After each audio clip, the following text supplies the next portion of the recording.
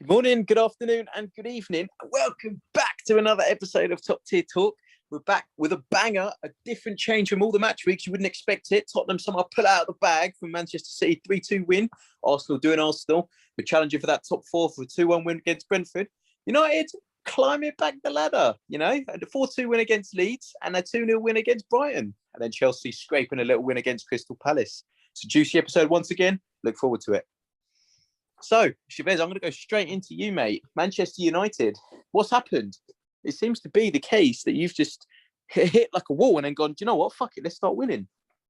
We've started playing together as a team. And Jadon Sancho, he's arrived now. He's here. And he's here. Thing is, Sancho, he's been playing well for a while, but it's not really his fault. But players have been missing chances. So he should have quite a few assists, but it was weird that he just got his first assist recently. The Brighton game, yeah, it was so that was the one I went to. That was a great game to be at, but I think from the perspective of if you were watching it at home, it probably was a really boring performance. The one that I want to talk about, Leeds United. 1990s match. That was a grudge match, proper rivalry. I think we had City Spurs. People were saying game of the season, but in terms of just pure aggression. Hats off to the ref as well. He could have literally booked a lot of players in the first half. He just let it go. He really bought into the rivalry. McTominay in the first half, he knocked the player out. It wasn't a bad tackle, but when refs look at the outcome and they give a yellow card, the player was bleeding at a cut. He didn't do that, and because of that, McTominay just made about 6 fouls the whole game. He was just constant. So he made a really good game. We're finally getting a bit clinical. We're not really missing as many chances. And Leeds, they've waited how many years to come back to the Premier League? They keep conceding 4-5 to us. We're probably their bogey team. Of all teams, we're their bogey team in the Premier League since they've come back, which is embarrassing for them. And they probably hate it. And honestly, just inject it. Throwing coins, they've resorted to that. Well done. No way, really? Elanga then scored after that and shushed them. So this is their legacy in this stint in the Premier League, throwing coins at players and then conceding to them in the last minute. Just literally brilliant all round, perfect way to go into the Champions League. And De Gea again, one thing I'd say about De Gea, he did make a bit of a mistake this week. But again, what people are getting on De Gea, I don't get what the reason is, but there's a lot of people still, they don't really like De Gea. I think there's some sort of agenda there. He just has an average game. The bloke just arrives on the pitch. He just arrives and that's it. He's from the start. He's not gonna please everyone. And everyone's doing well. It's for once, it's actually happy around here. Yeah, exactly. It seems to be a case as well nowadays because Arsenal's doing a little bit well. So it's a fight for top four now, isn't it? Seems game's on because it seems to be no offence, but I reckon West Ham are dropping points now, aren't they? They won against Leicester, which I guess is good for them, but obviously they played that. Gone? 2-2 against Leicester. Oh, was it 2-2? I saw it 2-1 last time I looked. So, there you go. So they're dropping points rapidly, obviously, and they've got 3-4 games in hand already played. And so we're on the same points as you, though, Chavez, aren't we? But we've got 2 games in hand for us. No, you're still behind, but your games in hand, they games in hand is a thing where people have been really sort of not capitalizing, but you are 4 points behind and you have a couple. So it just depends on how you do. Your games in hand aren't easy. So you've got Chelsea. It's not I think we'll wait to see how you do because you saw we had 3 games in hand before and we bottled each one. So. Yeah, no, it's tough. But it is an exciting one, though, instead of literally by Christmas seeing who's the top 4 and who's this. Do you know what I mean? It's actually getting exciting now because it may be the case that Chelsea start dropping as well. Do you know what I mean? And then we could go third and you could go fourth. Did someone say that? Someone predicted the top 4 to be Chelsea wasn't in the top 4. Yeah, it could happen now. The gap's only 4 points. Honestly, Chelsea it could have a happen. game in hand, but with the way Chelsea are playing, even though they won again, but scraping it. That's what I said. They scraped it against Crystal Palace. What do you think of the United game? Did you watch it? Yeah, I did watch the Leeds game. You're impressing me at the moment, getting the wins. Sancho, as you said, I think he's starting to just get running, get going again. That's good. What's happening with Cavani? That's something I did want to ask you. Do you know, is he going? I saw him at the boxing, watching the Uruguayan boxing. One of the negatives. Is he going? The negatives of a bad week. So Cavani, I don't know. With Cavani, they sort of pull out every excuse in the book, right? He's injured in his left leg, he's injured in his right leg, and we don't know because he was at the boxing. He's still allowed to go to the boxing, but he seems to be out quite a bit of like games, and it almost feels like he's not a part of the team. I don't really consider him an option anymore because we're so used to this man not being available, and he's going to leave in the summer anyway. So, I mean, he puts in a shift when he's there, which is kind of covers that up, so the fans don't really catch him out on it. But yeah, it's a strange one. It would be nice to have him because Ronaldo isn't playing at the level we want him to fully. So it's always nice to have him off the bench. Yeah, of course. And well, Rashford's been horrendous, and then it just leaves Sancho and Elanga, doesn't it? And Elanga's young, Sancho's just getting into it. So yeah, it would be. And we sold Martial, and obviously what happened with Green. So we need him, but don't know what's happening with him. Also with the Henderson thing, I saw a lot of Henderson stand Twitter accounts. That is terrible. Your fan base are crazy. Your fan base is mad. Whenever something goes, the maddest fan base. Every player's case, like on De Gea's backside after him being will be 1-4-2, yeah, and they're on his case. That is terrible. There's a lot of there's a section of our fan base. I mean, I saw this. So a lot of people get caught up in I know trophies are a lot in football and it is important, but a lot of people don't enjoy our game. So even when we beat Leeds, to them that's like a meaningless sort of game because it's not a trophy on the line. And if you watch football like that, I mean, I'm happy to watch it the way I do. I enjoy that. But if they don't get happiness out of that, that means they literally don't find anything fun in football until a final happens. Which, I mean, we get annoyed about that, but honestly, it's their loss. They're sad 99% of the time watching football because when are United in finals? And when do we do good in finals? It's been years. So it's their loss. And there's all sorts of fans in our fan base. I mean, Wan-Bissaka, again, I don't particularly like him, and there was a whole section of the fan base that just wanted to praise him. From a year ago. I thought he was terrible. Well, for his standards, again, by that logic, I thought he played well. But Man United right back, and he didn't play well. But it is what it is. Yeah, but no, as I say, it's good to see Sancho finally getting onto his form now after how many months of not being on form. It's nice to see the kid basically getting some stuff out of it now. And as you said, a youngster, Elanga is now coming into form. So it gives I know it's obviously quite early to call, but it gives Rashford a run for his money to basically say if you don't perform, you've got a youngster here who's willing to put the work in to challenge you for your own position, you know? It's nice. A bit like what Rashford did when he first came. Exactly. Didn't he? I mean, reverse Uno card. I think the good thing with Elanga is there's not too much pressure being put on him. No one's saying he's the next coming of Mbappe or, when Rashford used to get compared, which is good. He doesn't need that pressure, which every player seems to get. So he just needs to keep doing what he's doing, be consistent, and hopefully something can come out of it. But yeah, with predictions now, it's normally I've been so negative about Atletico Madrid. I thought we were going to lose. Now I'll be a bit more positive. Not this time. I'll give you a good one. I actually think we'll win in Spain, which is something we don't do often. I think we'll win 1-0. I don't see them. I mean, we all know why we don't see many goals happening with Simeone involved. But I think we'll win 1-0. Fair enough. I'll go 2-1 United. Atletico's the worst team to play against. The amount of little tricks and cheats they are. They're rats. Ratty team, ratty manager. But I do agree. I reckon you'll get a result out of that. So I reckon 2-0, 1-0. Well, you got to pick one. 2-0. Yeah. All right. Well, and then we've got Watford. So that's sort of our last game in that easy run Ranić had in terms of the Prem. And we're at home. It's Watford. I mean, I think since Watford beat us 4-1, they haven't really... The thing is with Watford, if you score one against them, they're done for. I would really like us to score a lot of goals. I know we scored 4 against Leeds, but we've been very quiet at Old Trafford. I'd love to see us score 4 or 5. So I'll go 4-0. I really hope we do score 4. Ronaldo, I think Ronaldo needs to get a hat-trick now. I wanted a double hat-trick from him against Brighton. Let's bring it down to a hat-trick against Watford. I reckon 3-1.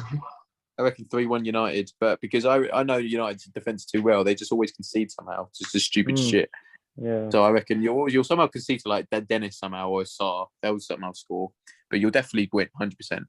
If you're in the form you're in now, 100%. I'll go 3-0. 3-0 for me. Yeah. So Man United have won us back now. Before it was all doom and gloom. Yeah. But Amir, scraping a win against Crystal Palace, were you proud of that performance against them, or what were you expecting? That's a great question. Proud? What a question. Oh, yeah, I was very proud of Lukaku's 7 touches the whole game. That's that. Do you know what, man? We're playing so bad right now. It is appalling. Do you remember 2-3 weeks ago I said VH will end up going, and we made a TikTok about it. He scored in 3 consecutive games since then in the Prem. Yeah, no, he is doing well.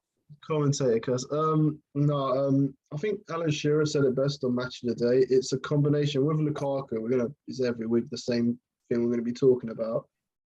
It's a combination of him and the team for why he's not playing well. In his analysis, you saw clips of Lukaku not committing in the box, etc. The ball not coming into him. But at the same time, you see Havertz not crossing the ball. He can hit the ball. He's a striker. He's a number 9. It's a combination of both. Like there's montages of, instead of getting the ball in the box like you're meant to do, you're playing it back to Aspi. You're playing it backwards, trying to pass it through, as you said a few weeks ago. I think Arsenal did that. When you have a number 9, you pay 100 mil for. You got to play to his strengths, but at the same time, he's not a runner, is he? He doesn't. It doesn't look like he wants. Exactly. He doesn't like. Joe with Werner, he runs and runs. He might be shit at finishing, but he runs and runs. Lukaku don't do that. So at the same time, he's not committing, and he needs to find a balance too. Sure, otherwise, like he's gone. Lukaku. I was going to say that was going to be my next question for you, Amir. Is what seems to be the problem with Chelsea at the moment? Because it was all flying colours when you won the Champions League. Like you start off the league really fantastically. Like it seems every player was on it to win the league. Yeah. And then all of a sudden, like Christmas been and done, and then they've just kind of fallen off. What's going on? What do you reckon? It's a combination of the attack, like I'm not just going to say Lukaku, the attack not doing well, and the fact that we lost both our fullbacks who are so like integral to our system. Yeah, losing Reece James and his goals, and then Ben Chilwell and his goals, it's been like a huge loss to us. And I think that's definitely had a big reason for our, not really downfall because we're winning games, but the reason why we're not playing really well. And I'm kind of getting worried that we aren't playing well and how long it's going to continue. Because if we don't get top 4, like it's a tragedy. I think we will, but still, but it'll be a tragedy of a season, isn't it? Yeah, that's what I'm saying. Like it seems to be the case of if Chelsea continue to form their on, as you said, like if they try and. Because eventually you get to those teams like the Manchester Cities or the Liverpools where you can't really scrape the 1-0 wins, and then you have to play like the perfect football that you used to be able to play like 6 months ago. So, as you said, it's quite worrying for Chelsea because currently you're 3rd, but it seems like the lower, like 4th and 5th teams catching you up a little bit. Do you know what I mean? But what do you think, Suez? What do you think about Chelsea at the moment? I was going to say, with Chelsea, you're giving all the signs of a team that's about to collapse. Like it's.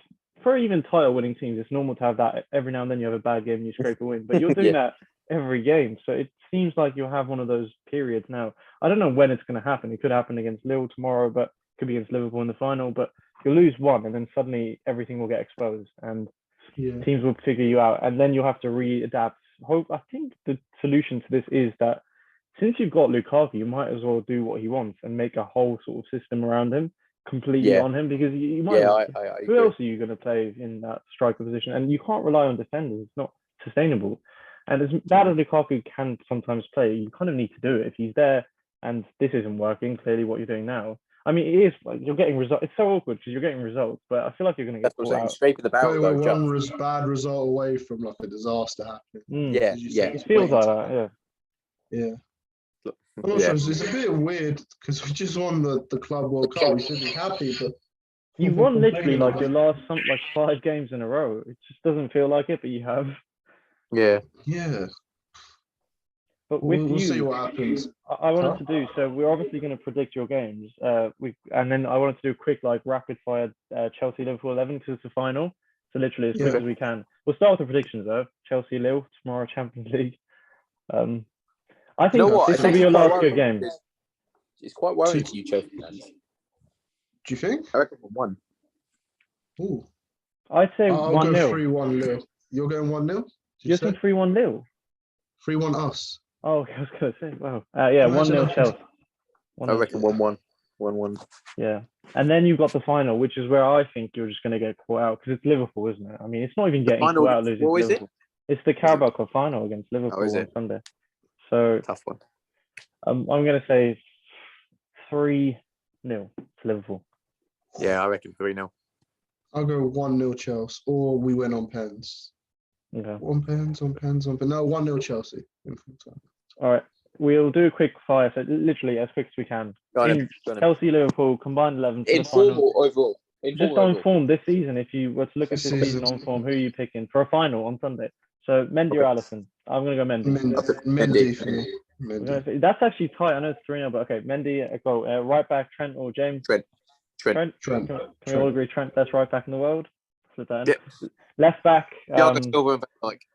Left back because Chilwell's been injured. You just got to give it to Robertson. You can't give it to anyone else. Robertson, yeah. And then centre backs, are we Green, Van Dijk and Thiago Silva? I think that's fair. Yeah. Van Dijk and Thiago Silva.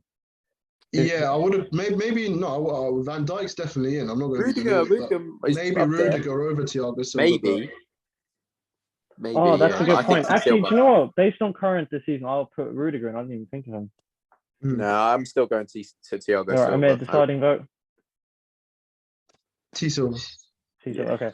And then the two midfielders, again, based on this season, you're looking at Fabinho 100%. Thiago Alcantara. You've got Chelsea. Fabinho and Kante, I think. Kovacic, I was saying, but he hasn't played. It looks like he hasn't played as much as Fabinho. I don't think Kante is like. He's not this season on form. Yeah. Fabinho's 100% in that team. Can we? Yes, we'll agree on Fabinho. We've agreed on Fabinho. Yeah, who's going to be a partner? Yeah. I'm going to say Thiago. I'll go Kova. I think Kova's been good. I'll decide it. I reckon Thiago as well, actually. I'll go with Thiago. Okay. And then you've got we've got two there. Then Cam. I mean, these teams don't really play a third. Do they play? Jota. I'll put Jota at Cam. I'll say Mount. Mount default.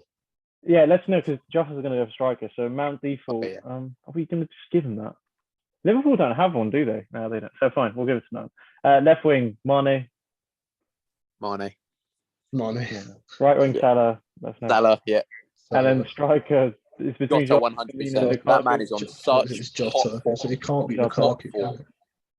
Can't be Lukaku. Yeah, so Jota. That's it. Not that hard to be honest. But yeah, that's a good team. Good team. Actually, take out Mane, put in Luis Diaz. Nah, Mane, Senegal, come on. Oh yeah, true. All right. That was it. All right, boys. Lastly, Arsenal win of a 2-1 win over Brentford. Do you know what? I'm happy with that result. I know, obviously, like people thinking, oh, we lost to Brentford at the start of the season, so we're going to lose to them again. Bollocks. No, honestly, I love to see it because when people were trying to put us down by thinking, yeah, we got 4 games in hand, whatever. And then people are like, oh, Arsenal could bowl it, Arsenal could bowl it. Which seems to be like no one respects Arsenal anymore to a point where we think we can actually reach like top 4. Like, don't get me wrong. When you think of like Manchester United, you think, oh yeah, they've got Ronaldo. When you think Man City, they got De Bruyne. Like, no offense to us. Like, I'm going to put out there, we don't have that one star player that goes all like name grabbing. Do you know what I mean? Chelsea, I know obviously you don't like him, but Lukaku brings like shirt sales. Do you know what I mean? I don't like him. He's just not performing. Yeah, but do you know what I mean? But he brings like he's a big name for your club. Yeah, you know he's a star man. Yeah, of course. You got Salah for Liverpool. Do you know what I mean? But whereas us, like we haven't got that big name that just grabs everyone. So everyone thinks, oh, how are Arsenal doing this well? But we actually work so well as a team. You'll see the football we play. It's such fluid football that I love it. And obviously, as I say, we beat Brentford 2-1, which is a fantastic game. Saka and Emile Smith. Ooh, love it. But who have we got next week? We got Chelsea next week, haven't we? No, because it was supposed to be, but then obviously the final happened. With you, you guys are just playing one game. Let me have a look. Yeah, so you've got on Sunday. Wait, are you playing a game? Oh, wait, you're not. Yeah, I remember this. You've got like a bit of a week off. A week off. Yeah. That's nice. That's very nice. That gives okay, us a bit of a never mind. Sorry. You definitely don't have a week off. You've got a game on Thursday. You've got Wolves, your bogey team. And you're at home. That'll be a good game again because Wolves will be up for that because obviously we beat them last game to 1-0. So that'll be as you said about a bogey game. It'll be a tough one to call, but I still reckon we'll win that. But I reckon going forward now because we're kind of getting on back on that winning streak again. I reckon, as I said before, like, I remember last week we were talking about like the top four, and Chavez, you and me actually both said that Chelsea wouldn't make the top four, and I still stand by that. As I said, like, if Chelsea, as you said, if Chelsea lose against Liverpool and they get found out like 3-0 or something like that, they're exposed, and teams go, right, let's analyze that game and go against them, and then Chelsea could be losing against the likes of, I don't know, Leicester, who are quite bad at the moment, Aston Villa. Do you know what I mean? They could be losing those like games that they should be winning, and then we could be coming up, and you could be coming up. Obviously, top two are done and dusted. Manchester City and Liverpool, they're going up there. Do you know what I mean? They're unreachable. But third and fourth is all up for grabs, and I reckon Arsenal could do it if we continue to play the way we play, on form, and don't get any stupid ref decisions against us like last time. Then I reckon we could do it. I was going to say, for your game, I think if Wolves get a result at Emirates, then they are fully in this top four race. Like, I agree. Demonstrating that they can actually be a part of it. That's why I don't actually think they'll win. I never imagined Wolves being in any top four race. Just for that, it will be really strange if they do get a result, because then we have to consider them. But I'll say 1-0 Arsenal. I reckon it'll be a tough game for us. So I reckon 2, but I still reckon 2-0. Man. 1-1 draw. Yeah, that would be ideal. I think for everyone. It really could everyone wants that in that whole top four frame to be a draw. Yeah, so we'll see. Draw, yeah, exactly. But it's funny though, because our like attacking three, obviously behind Lacazette, because now Martinelli's got a red card, so it's gonna be tough for him to get back in the team because Smith Rowe played so well. You got Smith Rowe, Odegaard, and Saka. What do you boys think? Do you think that Martinelli should stick up at that false nine and replace Lacazette? No. Is Lacazette not playing well recently? He's your bog. I don't want to say it, but he is your bog average kind of number 9. He does a job. He should get rotated then. Do you see what I mean? Like, maybe try, because I remember there was actually a thing when someone said Arteta's actually trying Martinelli as a number 9 in training, and why not go for it? See what happens, because then you can play all these youngsters at the front three, as front four even. Sorry, like you got Emile Smith Rowe, Odegaard, Saka, and Martinelli. Them 4 workhorses will be so good, and obviously you've got Xhaka and Partey in behind, just like filling in as like defensive powerhouses. Honestly, I think it could work. Because Lacazette just seems to be like lack of motivation at the moment. Do you know what I mean? He just seems to, look, Alba's gone now. What do you know what I mean? Or my contract's running now, so what's the point? Maybe I'm wrong. But obviously give the young, hungry 19-year-olds, 20-year-old, however old Martinelli is, give him a chance at number 9, see how he plays. If he doesn't perform well as a number 9, then no problem. No problem. Stick him back left wing. But try it. Why not? But obviously not against Wolves. Because that's I've got a point. I think Arsenal are looking good for this top 4 now, the 4th spot, because they don't have any FA Cup, European games. They've got just league games, and the amount of rest time they're going to have, it could have an effect on me and you, Chavez. We've got Champions League, we've got Prem as well. Well, for us, we still got EFL, FA Cup. Like, it's kind of worrying me now, but we need to see how we're going to do. It's an important period for Chelsea at the moment. But I think things will change quite quickly. In a couple of videos' time, you're going to be very stressed about things. You'll be very stressed or flying, like, because we're going to get that 3rd spot. But it's funny actually. With Arsenal, you've got a good advantage, I reckon. I was going to say something actually.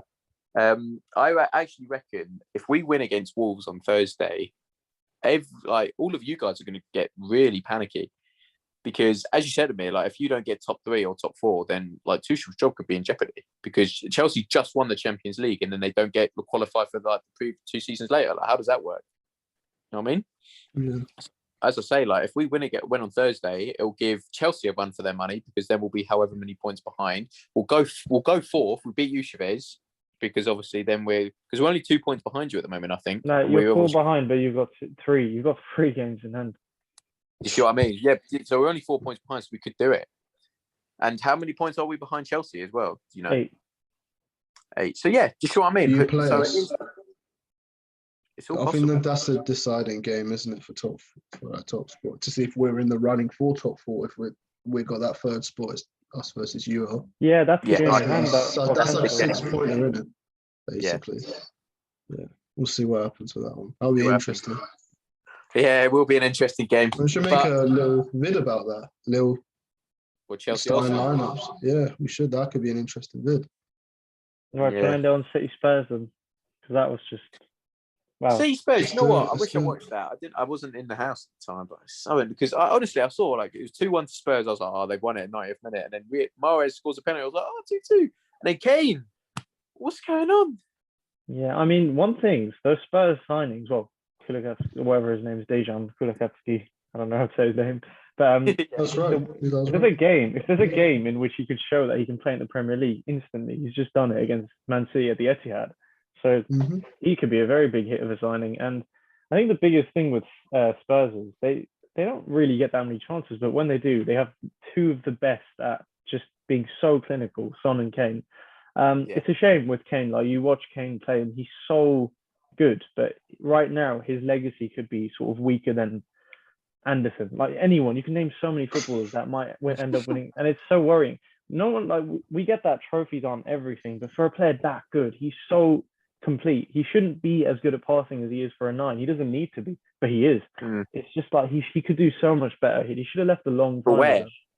Anywhere. He could literally go. He should have gone to Man City. They had Grealish. Man City maybe biting the bullet there as well of not signing him, because the fact that he scored 2 against them. Yeah, no, they could have won that game. Grealish, I mean, Grealish is one of those players. I was going to say about Grealish. Do you boys reckon City regret the Grealish transfer? No, Grealish shouldn't have gone anywhere. I literally said this last year. He was the star man for Villa. Villa were a team on the rise, almost looking like they could be a part of that top 6. And then they even got Gerrard after, and he was the star man in that team. He was the main man. They made a team around him. And now he's just another player in a system, and it doesn't work. I don't think it would have worked at United either, to be honest. But I'm happy we ended up with Sancho. But yeah, they should have got Kane. They needed a striker. If they had Kane now, we used to say it would be so unfair, and it would have been. City would be even better off right now. I reckon so as well, yeah. I reckon the league would be done if they had Kane. Yeah, they would. I reckon it would. To be fair, there is one player from Spurs I'd love in my team, and that's Son. That guy. Yeah. What I'd do for that man at Arsenal Football Club. My God.